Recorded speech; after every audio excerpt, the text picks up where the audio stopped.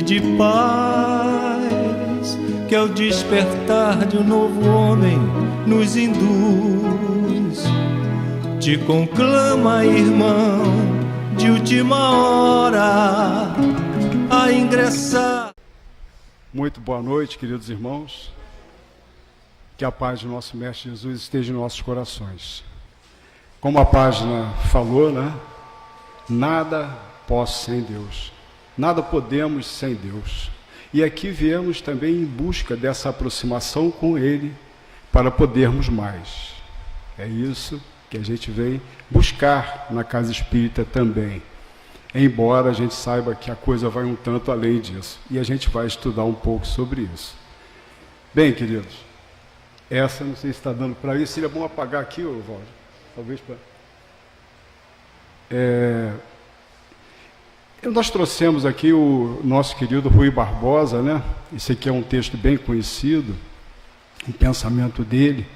De tanto ver triunfar as nulidades, de tanto ver prosperar a desonra, de tanto ver crescer a injustiça, de tanto ver agigantarem-se os poderes nas mãos dos maus, o homem chega a desanimar-se da virtude, a rir-se da honra e a ter vergonha de ser honesto. Esse texto é marcante, né?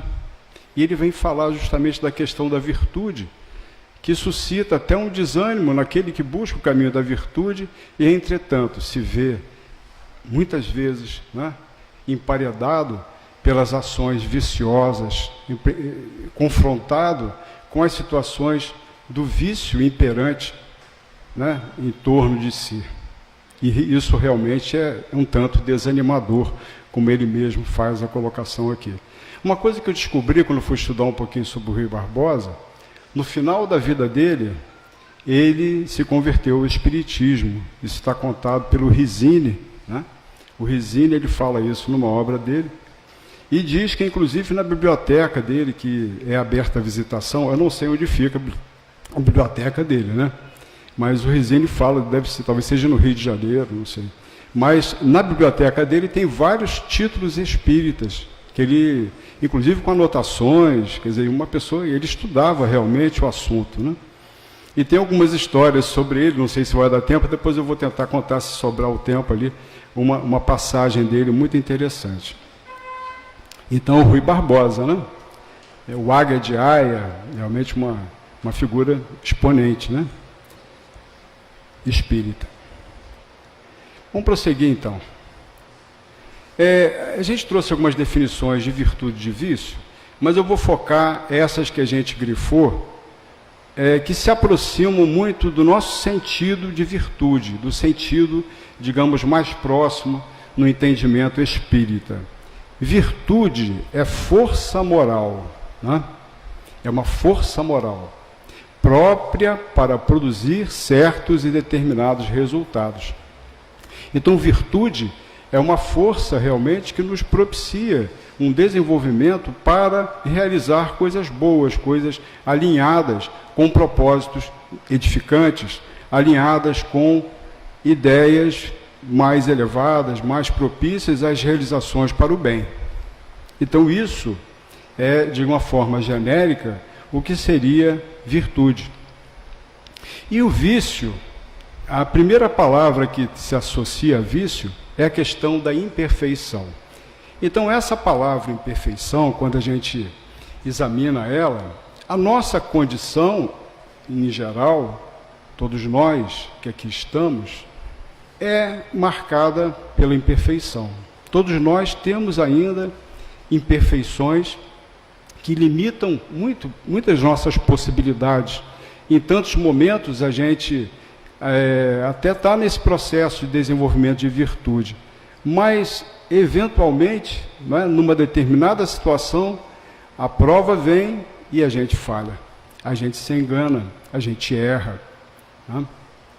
E muitas pessoas se punem até e se acabam entrando num processo de frustração tão grande consigo mesmo nesse processo, que às vezes até fica difícil, porque o Espiritismo fala para a gente da necessidade da nossa reforma íntima, da nossa melhoria, né, moral. Continuamente, o Espiritismo nos convida a isso. Mas esse processo é necessário que a gente também exerça em relação a nós uma certa autopiedade, um auto-perdão, para que esse processo também não se torne tão pesado que a gente não possa sustentar e a gente acabe até por desistir, até de buscar esse caminho, de buscar esse processo, que para muitos é pesaroso, é difícil em função dessas dificuldades que volta e meia vão mostrar para a gente que a gente ainda está aquém de alcançar aquelas condições que a gente projeta no rumo, na questão da nosso desenvolvimento, dos nossos valores, das nossas virtudes.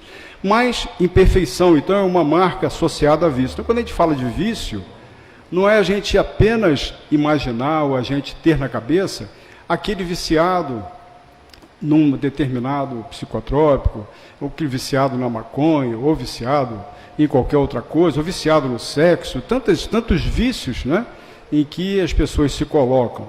Mas a gente também fazer um olhar para nós, no sentido de que a nossa vida nós temos ainda guardados em nós certos costumes que são a marca nossa, de caráter, mais profunda em nós, e que muitas vezes se revela e até nos surpreende, em aspectos, às vezes, ainda nem percebidos em nós, que a gente só vai perceber em algum momento, ou que alguém vai falar para a gente. Coisa que a gente nem se deu conta. E são, na verdade, vícios, são, na verdade, costumes que a gente ainda guarda, que vêm de milênios, que vêm de muito tempo atrás, de vivências passadas, e que ainda carecem, digamos, a sua devida lapidação, o seu devido preparo, né? A nossa devida atenção, no sentido de burilá-los, de vencê-los, né? Com o nosso esforço. A gente vai falar mais sobre esse assunto. O assunto agora hoje é esse, né? É por aí que a gente vai. Vamos seguir então. Por que é difícil a gente desenvolver virtudes? Bem, nós vivemos num plano de provas e expiações, não é? Como a gente sabe, o segundo mundo na hierarquia dos mundos, que vem dos mundos primitivos, quer dizer, nós estamos aí num degrau ainda baixo, considerando os mundos, né? Todos, a evolução dos mundos. Então, é difícil desenvolver virtudes, porque a gente vive em meio a um processo de influência do ambiente em que a gente está colocado, muito grande. Seja por força dos apelos, né? Que a gente vai falar aqui, né? Dos prazeres materiais, que são todos imediatos, né? Intensos, fáceis, egóicos. Quando a gente fala de matrizes, a questão dessa imediaticidade, essa questão assim de buscar o recurso imediato. A pessoa que se vicia em algum psicotrópico, na cocaína, alguma coisa, o que ele está buscando? Ele busca um prazer. É um prazer movido por uma substância. E essa substância, o que ela faz? Ela promove no seu cérebro certas reações químicas que vão sensibilizar regiões do cérebro ligadas ao prazer, né? Mas principalmente aquelas regiões ligadas ao prazer que causa essa euforia, que causa, digamos, uma sensação de felicidade, uma felicidade, digamos, entre aspas, né? E essa mesma região onde esses psicotrópicos atuam é aquela mesma região onde, quando a gente realiza algo bacana, algo feliz, algo realmente construtivo, e a gente se alegra, é a mesma região que é sensibilizada. Então, o que acontece?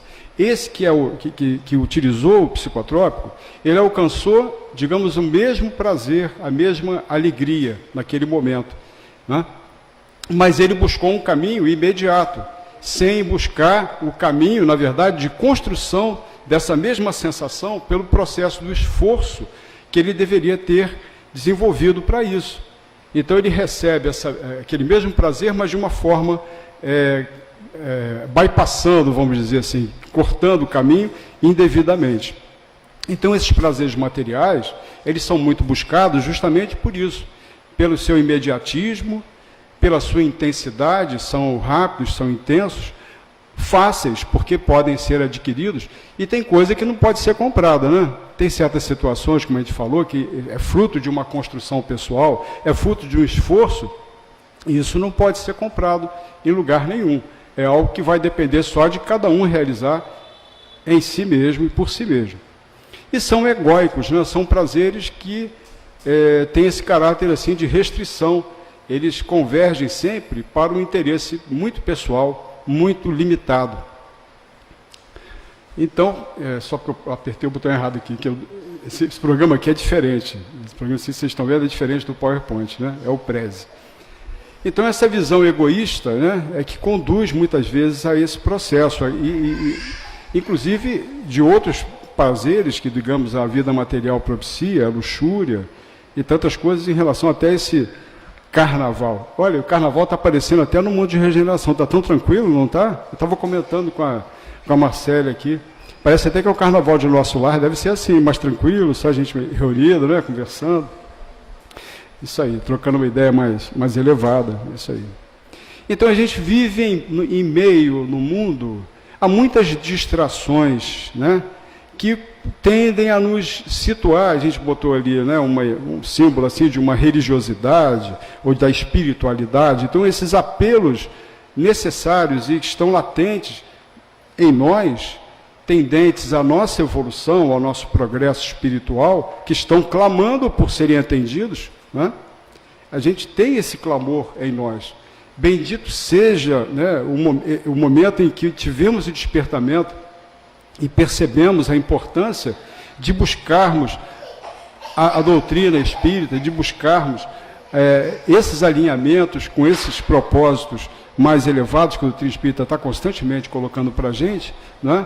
Bendito seja esse momento que tivemos se despertar, em que realmente entendemos o motivo que nos traz aqui, o motivo que nos ensina, mais exatamente, por que é importante a gente buscar esse caminho no bem, esse caminho alinhado com o Evangelho de Jesus. A gente passa a entender a importância disso, né? Em detrimento de outras questões que têm o seu lugar na nossa vida. Não quer dizer que a gente também vai abdicar completamente dos prazeres que a vida oferece, mas que a gente possa desfrutá-los de uma forma comedida, sem nos comprometermos, né? Sem que esse desfrute dessas distrações nos distraia ao ponto da gente se esquecer de outras questões também que têm o seu lugar, têm a sua importância e das quais a gente não pode deixar de atender. Senão a gente está desatendendo ao nosso espírito imortal, desatendendo ao sentido maior que nos traz a vida material, a reencarnação no corpo material, na experiência que a gente tem aqui na Terra. A gente veio aqui com objetivos bem definidos, embora, né, essa questão do esquecimento do passado, muitas vezes, que é conveniente, a gente sabe disso, mas nos leva a achar que a coisa está por aqui mesmo, é a vivência de tudo que está aqui se apresentando na Terra, e se a gente não tivesse despertar, fica mais difícil. E muitos realmente ainda estão, talvez, estagiando nessa condição, nesse momento ainda de evolução, mas vão ter o seu despertar, que a gente sabe que não é para sempre essa situação, né? Esse vídeo aqui que a gente trouxe no celular é um recorte, né, da obra, alguns minutos. Vamos assistir e prestar atenção, não sei se o som vai ficar legal, que a gente fez um teste agora, a gente chegou a passar bem o som para ver, mas vamos ver o que eles vão dizer aqui. O André fica com uma dúvida aqui e Clarence vai esclarecer ele o negócio. Depois de todo o sofrimento, mais lamentável que tenha vindo pelo suicídio. O quê? O senhor não sabe o que o senhor está falando. Eu jamais faria isso. O corpo espiritual guarda um histórico de todas as ações praticadas no mundo material. Então deve mostrar que tive uma doença que me tirou a vida. A sua doença é o resultado de uma lei maior. Que lei? Ação e reação. O estado mental é determinante para a história do ser humano. Eu não sei do que vocês estão falando. Quando você poderia imaginar que raiva, ódio, inveja, egoísmo, intolerância fariam parte de um diagnóstico? Além do mais, Os órgãos do corpo somático possuem incalculáveis reservas, mas não podem suportar ano após ano de maus tratos. O seu aparelho gastrointestinal estava completamente destruído por excesso de todos os tipos. Bem, o termo é autoexplicativo. Um ato realizado durante longos e longos anos, o resultado é um só: suicídio inconsciente. Isso aí é uma explicação para tamanho sofrimento. Centenas e centenas de criaturas deixam a vida na Terra pelos mesmos motivos todos os dias. Uma verdadeira catástrofe silenciosa. Agora, André, aproveita o descanso. Sossega teu espírito. A aflição não resolve os problemas. O bom da vida é sempre recomeçar. Recomeçar.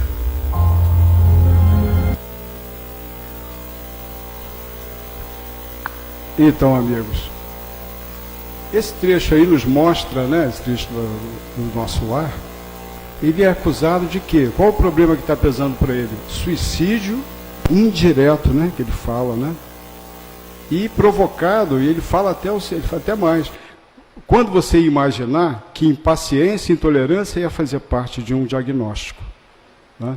Então, quer dizer, a colocação até do Lísias também, o Lísias já está falando para ele do processo do comprometimento da parte toda gastrointestinal dele, que estava toda consumida por hábitos que ele possuía de alimentação, de bebida, né? E de uma série de outras questões que comprometeram o aparelho orgânico dele e suscitaram, digamos, uma doença, né? Provocaram um enfraquecimento dessa região e houve uma doença séria que acabou levando ele à morte. E ele ficou sendo acusado lá no umbral de suicida. Tá? Então, para a gente ver como é que é a situação, né? Como que a gente precisa de nos educarmos, de nos burilarmos, realmente de tentar de nos observarmos, para a gente não nos permitir a mergulharmos em processos viciosos, a processos em que a gente fica com certos costumes, certos hábitos, e a gente não consegue se desvencilhar deles. Ele fala muito aqui da intolerância e impaciência. Será que é uma coisa muito incomum? Não é? É uma coisa, infelizmente, muito presente na nossa vida, né?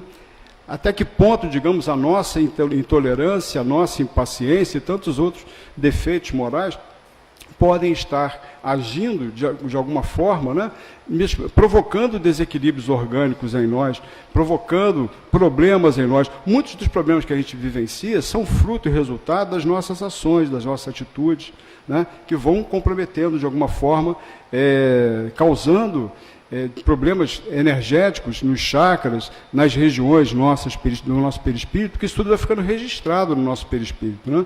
A gente sabe que isso fica tudo gravado. Não é para a gente também ficar num processo agora de achar que, né, poxa vida, o que eu vou fazer da minha vida? Não, é sempre um momento da gente recomeçar, como ele fala, né? O Clarence fala para a gente, é sempre um momento de recomeçar. Por isso que é importante a gente aproveitar o momento bendito dessa luz que veio na nossa existência, nos fazendo acordar para a importância de certas práticas que a gente precisa, digamos, mudar, de certos hábitos que a gente precisa implementar na nossa vida, hábitos de pensar, hábitos de reagir, hábitos que realmente nos promovam e nos libertem desse homem velho que ainda habita em nós. Né? Quantas vezes esse homem velho vem e nos assombra, né? Nos assusta até com certas reações que a gente nem se reconhece. Não é verdade? Quantas vezes acontece isso? Então, o processo do vício da virtude, ele, digamos assim, nós estamos aí no limiar ainda, porque nós não temos uma marca ainda muito bem assentada na questão da virtude, porque a gente nem compreende ainda exatamente o poder que tem esse processo transformador vigorando e vigindo em nós.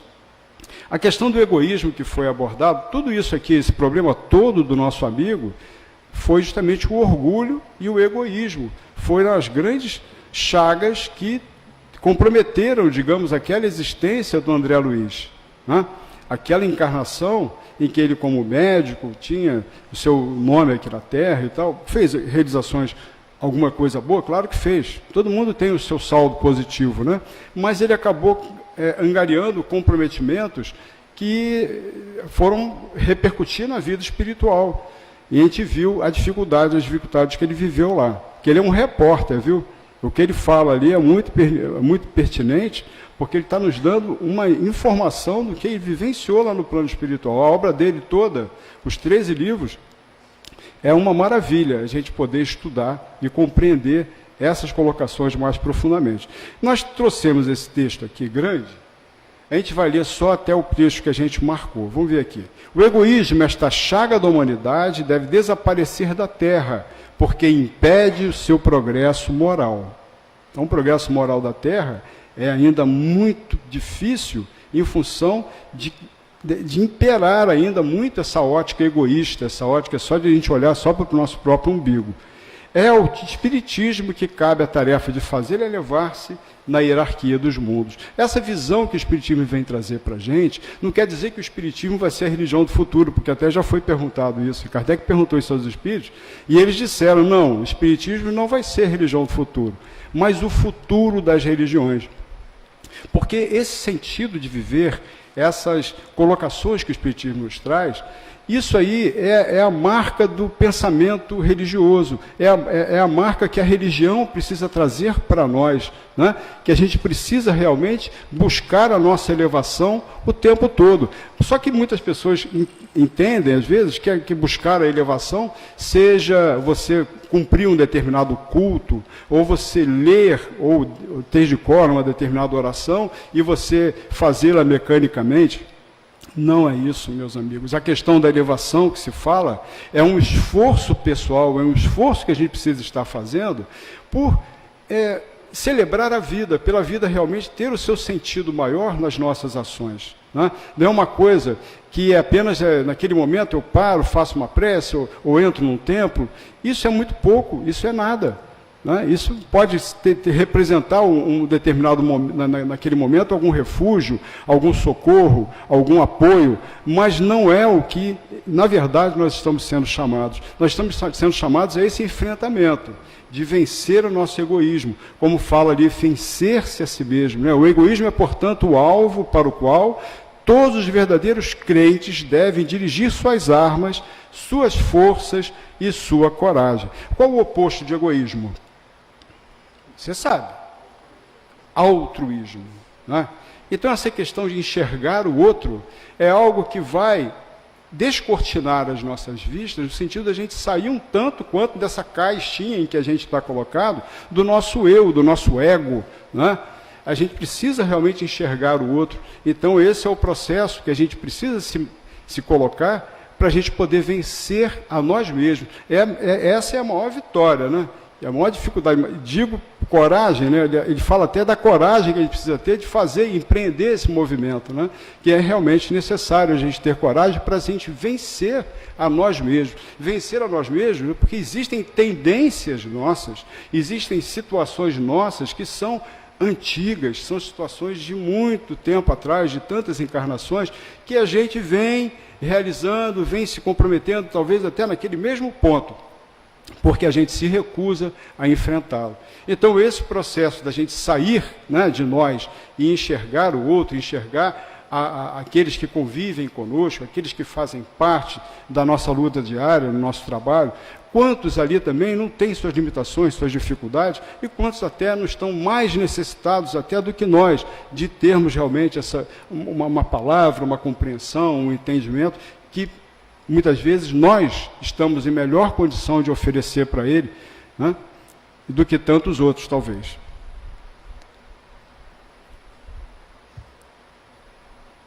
Aí, novamente, a virtude, novamente uma definição do Evangelho segundo o Espiritismo. A virtude, no seu grau mais elevado, abrange o conjunto de todas as qualidades essenciais que constituem o homem de bem. Né? Ser bom, caridoso, trabalhador, sóbrio, modesto, são qualidades do homem virtuoso. Infelizmente, são quase sempre acompanhadas de pequenas falhas morais, que as deslustram e enfraquecem. Então, está vendo? A gente até busca o caminho, né? A gente até é trabalhador, a gente faz os nossos atos de caridade, que a gente sabe que não é aquela questão apenas de você estar doando alguma coisa para alguém, mas são aquelas doações do dia a dia, em todos os sentidos da nossa vida, que vão, as pequenas caridades, que vão realmente nos ajudando nessa construção, nessa condição da gente alcançar a sobriedade, né? A modéstia, porque falar também de valores que você alcançou, que ele fala mais à frente, olha só, que ele falou de falhas morais que deslustram e enfraquecem. Aquele que faz alarde de sua virtude não é virtuoso, né? Que tem aquele que realiza alguma coisinha e já vai logo falando, já vai logo contando, já vai logo se gabando daquilo que fez. Isso aí realmente deslustra, mas é uma tendência nossa. A gente acaba, principalmente quando a gente recebe uma ingratidão, né? Às vezes a pessoa não agradece aquele bem que ela recebeu. Isso é muito comum. Às vezes a pessoa não vê aquela resposta. Parece até que a gente estava na expectativa de que a pessoa tivesse que agradecer. E a gente tem que ter essa visão, né? A oportunidade de servir a Deus, essa é a grande oportunidade. Então surgiu a oportunidade de servir.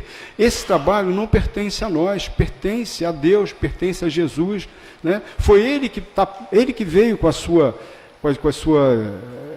lições, com o seu ensinamento, nos fazer despertar esse ardor pelas realizações do bem, pela caridade, pelo que a gente possa realizar em favor de alguém.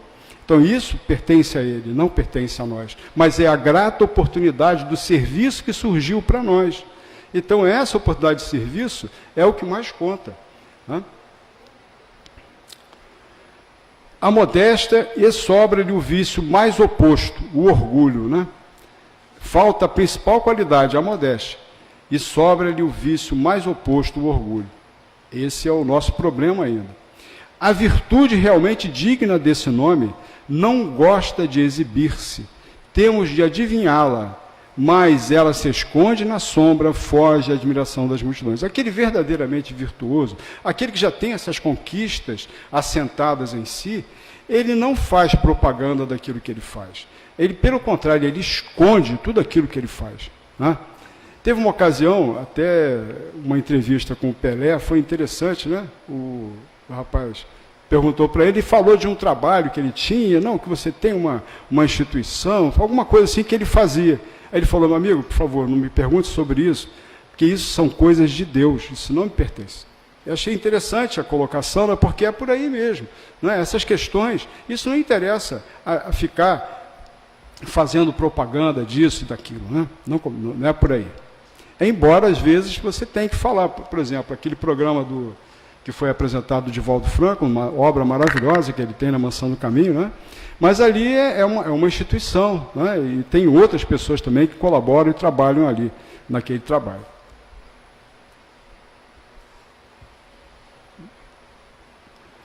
Mas qual seria, então, a mais meritória de todas as virtudes? A questão 893 do Livro dos Espíritos vem dizer para a gente o seguinte: todas as virtudes têm o seu mérito, porque todas são indícios de progresso no caminho do bem. Há virtude sempre que há resistência voluntária ao arrastamento das más tendências. Olha que interessante isso, né? O quanto que essa busca que a gente está fazendo, que esse alinhamento com esses propósitos mais elevados, eles acabam, digamos, desviando a nossa atenção de aspectos, ou nos tirando, de certa forma, do campo de influência de tendências negativas, é que estamos colocados o tempo todo, né? Nós estamos mergulhados em meio de influência, constantemente somos bombardeados de uma forma ou de outra, ou mentalmente, ou até por espíritos desencarnados, que a gente algumas vezes pode estar permitindo sua sintonia. Então a gente está num processo realmente difícil nesse sentido, porque estamos no plano de provas e expiações, e a situação toda que a gente vivencia, esse desarranjo todo, essa confusão toda que a gente tem no noticiário, nos dá testemunho realmente dessa condição, desse plano em que nós estamos colocados. Mas aqui viemos com objetivos de progresso. Então, a gente realmente vencer as más tendências, superá-las, a esse arrastamento que tende a nos tirar desse foco, a nos desviar desse caminho que a gente traçou para a nossa vida, é uma virtude. Isso é uma virtude. Mas a sublimidade da virtude consiste no sacrifício do interesse pessoal, né, para o bem do próximo, sem segunda intenção. Esse aspecto aqui, sacrifício do interesse pessoal, eu acho que é aquele momento em que a gente se decide a algum tipo de compromisso no âmbito dessas ações meritórias, dessas ações em favor de alguém, né? Realmente, a gente vai abdicar, às vezes, de assistir o que é uma novela, é isso? De abdicar de ir na academia naquele dia, né? Mas é o momento que a gente está dedicando ao próximo, cumprindo o nosso papel, valorizando e dignificando aquilo que a gente veio aqui fazer verdadeiramente. A mais meritória é aquela que se baseia na caridade mais desinteressada, né? Será que existe caridade interessada? Caridade mais desinteressada. Pois é. Tem gente, às vezes, que faz alguns atos querendo, né, parecer uma coisa que, na verdade, não é. Mas isso é fantasioso e uma hora a máscara vai cair, né? Não tem jeito. Vamos prosseguir, então. Como a gente viu naquele texto inicial que a gente colocou do Rui Barbosa, aquele texto é meio um tanto pessimista, né? Refletindo talvez uma realidade, mas ele é meio pessimista, meio, sei lá, mas vamos ver. A virtude não está inteiramente banida da terra, né? Como parece. Às vezes a gente vê o noticiário, né? A gente vai, hoje não se lê mais jornal, né? A gente só abre lá, dá uma olhada no newsletter, lá, abre lá na internet, não é isso? Dá uma olhada nos sites lá de notícia e fim de papo, você já está informado de quase tudo que está acontecendo.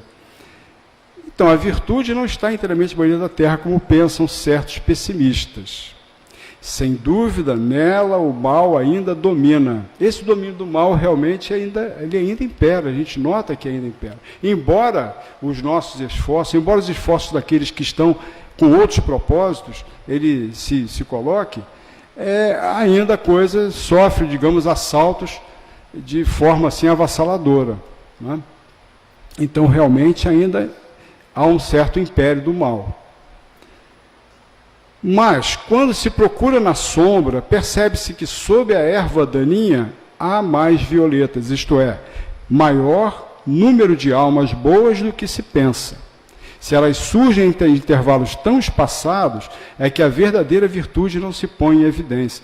O Martin Luther King, uma vez, ele falou exatamente isso, né? Um texto dele, que ele fala que, na verdade, o bem é silencioso, quer dizer, a gente vê o ruído do mal. O mal é muito ruidoso, ele faz muito barulho, ele se manifesta, ele aparece, mas aqueles que trabalham no bem muitas vezes estão silenciosos e precisam realmente colocar a sua voz para realmente mostrar que isso aí não está tudo perdido. E essa impressão, na verdade, ele estimula talvez os outros a se entregarem a esse processo. Se está todo mundo indo, aí vamos que não tem jeito mesmo, vamos para frente, desse jeito que está rolando a coisa. É que a verdadeira virtude não se põe em evidência, porque é humilde, contenta-se com os prazeres do coração e a aprovação da consciência, ao passo que o vício se manifesta afrontosamente, em plena luz, faz barulho porque é orgulhoso. O orgulho e a humildade são os dois polos do coração humano. Um atrai todo bem, o outro todo mal. Um tem calma, o outro tempestade. A consciência é a bússola que indica a rota conducente a cada um deles. Então, esse despertar de consciência é o que realmente precisamos estar buscando, no sentido de afinarmos mais a nossa capacidade de escolha, a nossa capacidade de sintonia, a nossa capacidade do nossa mental, né, da nossa mentalização, daquilo que a gente está projetando com o nosso pensamento. Isso tudo são salvaguardas, são forças que precisamos estar utilizando no sentido de melhorar a nossa capacidade de interferir no mundo, de influenciar no mundo e também, sobretudo, de limitarmos as influências perniciosas que venham e possam recair sobre nós. Isso Allan Kardec na Revista Espírita, né? O volume 6 da Revista Espírita.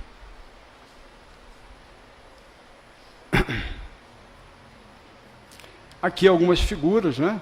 Nesse sentido, que com a sua humildade, com as suas ações, com o seu pensamento, Jesus em primeiro plano, mas tantos outros aí que deram a sua contribuição na sua passagem aqui na Terra. Todos eles de forma marcante e reconhecidos, a maioria aqui internacionalmente. Até o nosso Bezerra está ali no cantinho, o nosso patrono, né?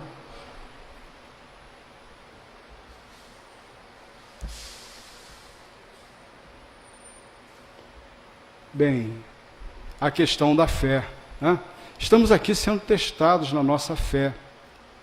Na nossa fé, e a fé se torna algo preponderante, porque se nós não tivermos a nossa fé, como manter a nossa perseverança, que a gente precisa sustentar, no sentido desses enfrentamentos diários a que somos submetidos? A vida nos desafia continuamente, diariamente a gente recebe tantos desafios.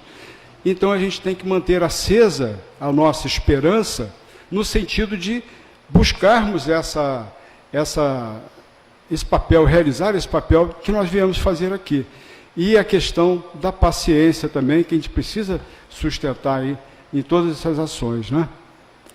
Aí a questão da lei do progresso, que é uma lei em que estamos colocados e vamos progredir de uma forma ou de outra. Só que esse progresso, ele pode ser realizado de uma forma mais serena, mais tranquila, a partir do momento em que nós tomemos as rédeas do nosso carro, né? Dessa condução em termos da nossa vida. Porque se a gente não tomar as rédeas, não der um rumo, digamos assim, mais consciente, mais propositado da nossa existência, nas nossas ações, a gente vai ficar sujeito, digamos, ao arrastar das forças do progresso. Porque a lei do progresso, ela é uma lei imperiosa na nossa vida. Nós vamos ter que progredir e avançar e evoluir de qualquer forma. Só que quanto mais a gente retarda esse processo, mais a gente está, é como se fosse um carro que estivesse freando e tivesse que avançar, mas ele está com o motor ligado, ele está freando, né? Vai haver um desgaste muito maior e uma dificuldade que a gente poderia estar evitando para o futuro. Então, a lei do progresso, a gente precisa entender que ela está atuando continuamente. Então, tem muitos que acabam sendo arrastados por ela, né? Porque há necessidade de progredir. E o processo do arrastamento conduz a situações, às vezes, não muito confortáveis, né? Você vai ser tirado do seu conforto, ou daquela região de conforto que você está, muitas vezes por um processo forçado, um processo meio compulsório, né? Muitas vezes uma doença faz esse papel. Muitas vezes um acidente promove essa ação, né? Ontem assistimos um programa, eu com Rita e um rapaz, um cadeirante, né? Ele falando que o que aconteceu com ele, que ele ficou paralítico, foi a melhor coisa que aconteceu na vida dele. Ou seja, eu acho que ele percebeu a transformação, a mudança de paradigma, não sei, a mudança de propósitos da vida dele, se mudou completamente. Você vê, ele hoje ele vive de dar palestras, né? Parece que é um advogado também, tem a sua atuação e tal, mas ele dá várias palestras que promovem pessoas, que auxiliam pessoas, às vezes, principalmente jovens. Foi muito bacana, realmente, a gente assistiu aquilo de ontem. Mas um processo difícil, um processo que é inimaginável, né? Você ficar paralítico, ele dependente de ele numa cadeira de rodas, mas ele conseguindo realizações, alcançando feitos inimagináveis nas condições anteriores que ele estava, né? É preciso às vezes acontecer um baque desse na vida para a pessoa ter esse despertamento. Bem, a gente já acordou para isso, né? A gente não precisa disso não. Vamos, a gente tem que estar desperto, manter o nosso despertar, né? Vamos lá, queridos, vamos seguir. A fé é um sentimento inato no homem, um sentimento que é da nossa destinação. É a consciência das prodigiosas faculdades que traz em germe no íntimo, a princípio em estado latente, mas que ele deve fazer germinar e crescer através da sua vontade ativa. Então, vocês vejam, esse sentimento inato, que muitas vezes, esse sentimento em potencial, ele só vai ser, digamos, encontrado, ele vai ser acionado, ativado, às vezes a partir de um processo mais complicado. Então, a gente está em condições de, em tomada de decisão, né, consciente, darmos esse rumo melhor para a nossa vida, no rumo da conquista de virtudes, de valores para o espírito, né, que vai nos distanciar dos vícios, vícios que talvez não os tenhamos assim de forma ostensiva, mas que estão presentes em nós ainda, nessas viciações antigas de hábitos de pensar, de hábitos que ainda nos diminuem, que nos fazem reagir, às vezes, de uma forma inapropriada em tantas situações em que a gente é submetido, né? Eu vos repito, a fé é humana e divina. Se todas as criaturas encarnadas estivessem suficientemente persuadidas da força que trazem consigo, e se quisessem por a sua vontade a serviço dessa força, seriam capazes de realizar o que até hoje chamais de prodígios, e que é simplesmente senão um desenvolvimento das faculdades humanas. Então temos muitos potenciais a desenvolver e precisamos estar trabalhando nesse sentido. Mas existem esses obstáculos que nós já falamos, né? A questão do interesse pessoal, que nos limita tantas ações, e a questão do apego material. Esse interesse pessoal ele é tão complicado. No nosso evangelho de ontem, a lição que veio apontava justamente sobre isso. Tem pessoas que às vezes elas estão num processo, estão envolvidos numa atividade, e às vezes tem um outro que vem e está, digamos assim, levando aquela ideia, traz uma ideia que diverge às vezes da forma como a gente pensa. E a gente não consegue reconhecer naquele momento que aquela ideia é a ideia melhor para prevalecer naquele grupo, ou naquele trabalho, para melhorar aquela tarefa, para aquilo ali realmente acontecer. E isso o que é? Muitas vezes essa questão egóica, essa questão, poxa, mas a minha ideia era melhor que a dele, fica essa disputa, e você não reconhece a bem da realização final daquilo ali, que a ideia do outro é melhor. Então, esse interesse pessoal ainda limita a gente até na contribuição que a gente poderia dar, até naquilo que a gente poderia oferecer mais à frente numa outra situação. E é sempre limitante. São obstáculos que a gente enfrenta. E a questão também do apego material nosso, que é uma questão perigosa, né, esse apego material. A gente vê algumas histórias, alguns irmãos, né, em manifestações nas reuniões mediúnicas, de espíritos muitas vezes apegados a objetos, apegados às vezes à casa em que viveram, à casa que construíram. Olha que absurdo. E isso eu posso dar de testemunho, porque isso aconteceu comigo, né, numa casa que a gente morava. Então, o espírito vir dizer que a casa é dele. Não é? O que você está fazendo na minha casa? Sai daqui. Não é? Pois é. Eu de gaiato fui perguntar o nome dele, ele falou o nome e os 2 sobrenomes dele. Eu não vou falar porque a gente é conhecido na cidade, né? Alguém deve conhecer. Olha, nós alugamos a casa de quem vendeu, quer dizer, era do outro cara, entendeu? Não era ainda a família. A pessoa que alugou a casa para a gente. E estava lá, não sei se continua lá, espero que tenha. Depois disso, a gente fez 30 dias de culto no lar, seguidos. A gente ficou mais 2 anos lá, não foi, Rita? O culto do lar faz a diferença.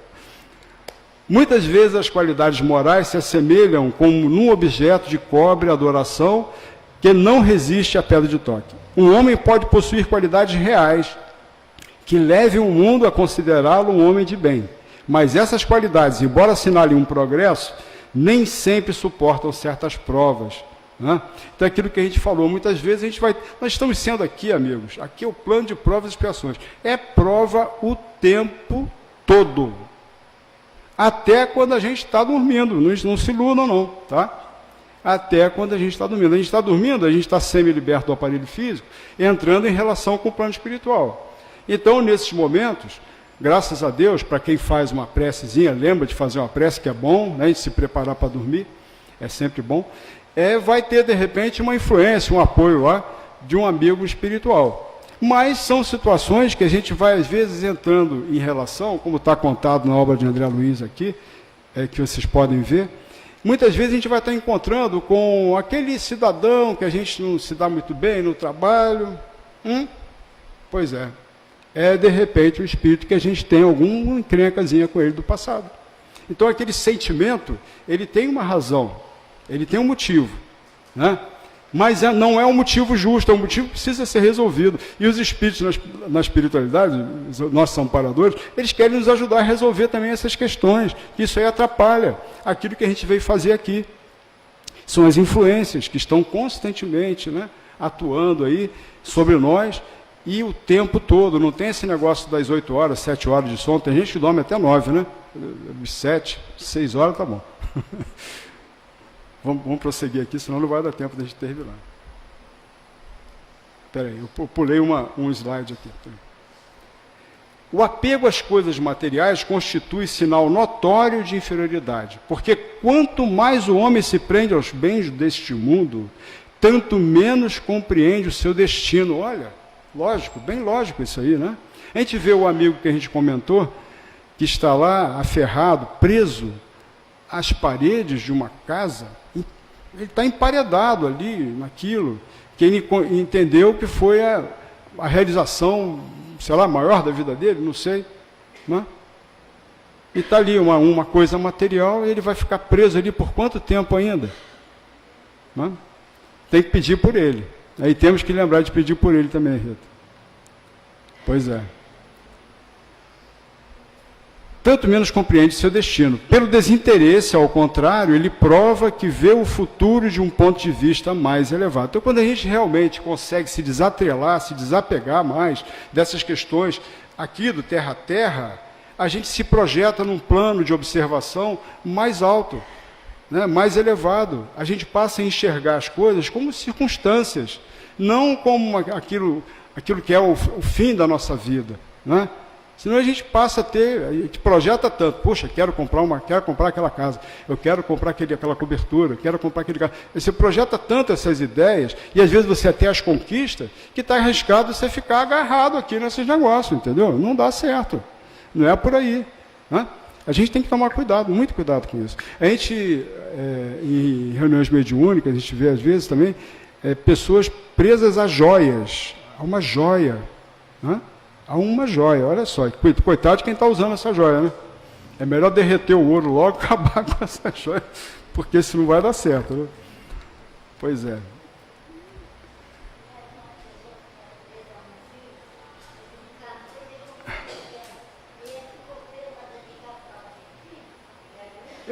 Fica, né? Fica.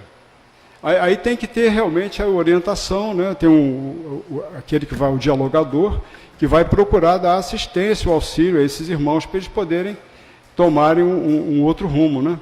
Caramba, acho que fiz uma besteira aqui, mas peraí, só um instantinho. Aqui.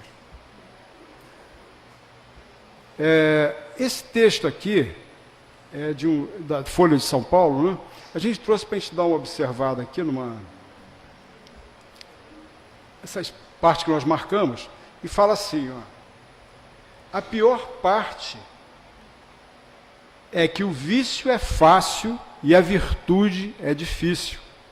Esse é o grande lance, né? Viciar, o vício é fácil. Então a questão da gente escambar para o vício é muito fácil, é um passo. Agora, a virtude é algo que a gente precisa conquistar, que a gente precisa construir. Destruir é infinitamente mais fácil que construir. Pelo que a gente viu daquele vídeo do nosso lar, nos mostrou exatamente isso, né? Os vícios destruíram toda aquela região do abdômen lá do André Luiz e trouxe aquele problema dele ser acusado de quê? Suicida indireto, né? Então, destruir é infinitamente mais fácil que construir. Então, quer dizer, adquirir virtudes é um processo de construção. E construção laboriosa, construção lenta, demorada, não é fácil. Ou seja, o vício sempre sai em vantagem sobre a virtude, pois ele conta com a tendência natural ao menor esforço, ao enriquecimento rápido, à euforia instantânea, ao imediatismo, ao princípio do prazer barato e raso. Vocês vejam, um filósofo que escreveu isso, esse autor, e ele não é espírita. Você vê que ele reconhece claramente, né, assim, esse conceito da forma como deve ser. E tem aqui mais um pedaço, que eu vou ter que diminuir o zoom aqui, senão eu não vou enxergar. E a virtude? Conta-se que um frade perguntou a 2 pedreiros que faziam durante a construção da igreja de Notre Dame em Paris. Um frade chegou para 2 caras que trabalhavam, 2 pedreiros. Aí um deles falou que ele estava assentando a fieira de blocos, a fieira de pedras. Ele estava lá fazendo o trabalho dele de pedreiro. E o outro não, o outro elevou o seu rosto para o céu e falou: eu estou construindo a Catedral de Notre Dame. Né? Então você veja, dessas 2 ações, qual seria a melhor, no caso, em relação a essa aquisição de virtude? O que você acha, Marcelo? Eu vou focar aqui, Marcelo, me implicar com ela aqui. As duas, porque a gente tem que fazer o trabalho do pedreiro, que é esse trabalho mesmo, né, de vir colocando os tijolinhos, os bloquinhos, nessa construção diária, nessa conquista de virtude, que é um trabalho diuturno, é um trabalho do cotidiano da nossa vida, do qual a gente não pode se apartar, não pode deixar de realizar. Mas, ao mesmo tempo, a gente tem que ter esse olhar, né, que enxerga a transcendência, esse olhar transcendente, né, que enxerga realmente esses rumos de realização que se avançam para o futuro. Né? A gente tem que ter esse olhar realmente de uma proporção superior, maior, do que aquilo que, na verdade, somos e estamos até o momento. Né? Então, a gente precisa estar projetando realmente para o futuro realizações nesse sentido. Então, precisamos ter em mente a beleza da nossa catedral, a felicidade dos nossos filhos, né? E a integridade das nossas ações. Então, meus irmãos, que vamos agradecer o momento que tivemos aqui, né? Na questão do vício da virtude, justamente hoje, um dia de carnaval, né? Um dia em que a virtude, os vícios muitas vezes estão imperando aí fora. Entretanto, a gente sabe também que muitos virtuosos companheiros estão colocados lá de plantão, lá no Corpo de Bombeiros, lá no pronto-socorro, não é isso? Estão lá também prontos para receber e atender aqueles que, nesses exageros, acabam desfalecendo, acabam sofrendo algum problema, e tem esses que vão ali socorrê-los. E, sobretudo, aqui na Casa Espírita, aqui nos templos, né, de assistência, onde se constroem aqui hospitais a atenderem irmãos espiritualmente comprometidos e que são socorridos nessas tendas, por esses amparadores que aqui se colocam em favor do auxílio, em favor dessa caridade espiritual tão necessária para todos nós. Então, meus amigos, nesse processo de vício e virtude, tenhamos atenção às virtudes que precisamos trabalhar e conquistar, porque são elas que realmente consolidadas, elas realmente conquistadas em nós, serão aquelas ferramentas e aquelas condições, aquelas forças potenciais que vamos desenvolvendo e vamos aplicar para justamente superar todas as condições viciosas que ainda envolvem a nossa existência espiritual. Que